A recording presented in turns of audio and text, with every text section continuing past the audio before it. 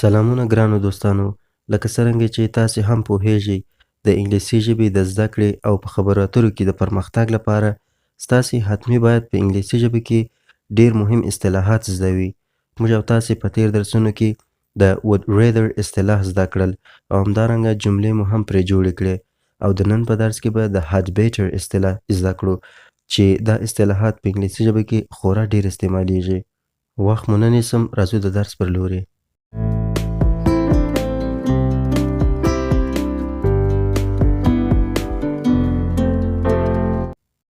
Had better. This expression is used to show warning or to give advice.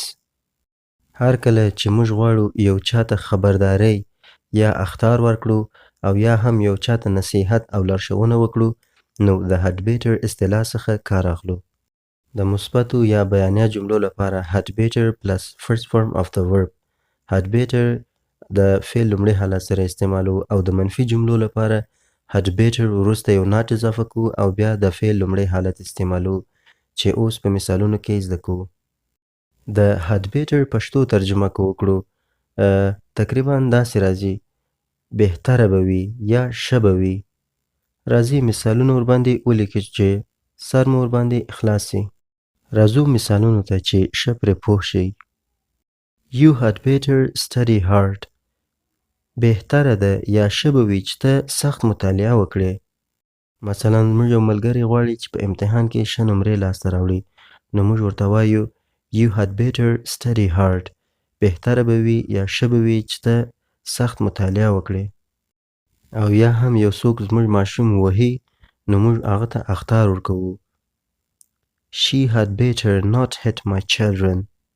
بهتره به وي چې دا زما ماشومان ونه وهي نو دلته د اخطار په ډول راغلی دی یا ښه به وي چې دا زما ماشومان ونه وهي.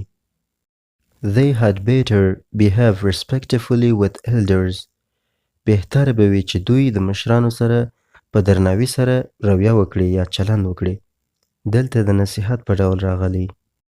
مثلا نن د رخصتي ورځ ده او موږ ملګري سره یو ځای سوي یو، غواړو د باندې میلې ته ولاړ سو مګر آب و هوا ډیر خراب دی. زموږ یو ملګری وایي We had better not go out today. بهتره به وي چې موږ نن د باندې ولاړ نسو. Today expected to be storm.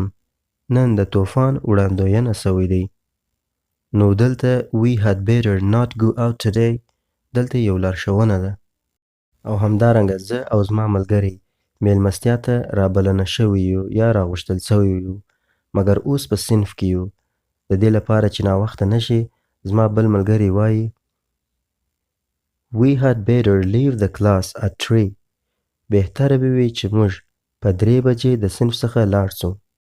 So now guys I hear from you in comments. ملګرو اوس نو تاسې یو جمله په کومنټ کې راته ولیکئ. که چیرې درس مو خوښه سوی ویډیو در سره لایک کړئ او که چیرې نوی راغلی چانل ته او د انګلیسي ژبې د زده کړې سره مینه لرئ چانل در سره سبسکرایب کړئ او زنګوله هم ورسره فعال کړئ. په دې سره به هر کله چې موږ نوی درس اپلوډوو یوټیوب تاسو ته خبر درکوي. تر نوی درس په خدای پاک مو سپارم. ښه وخت ولرئ.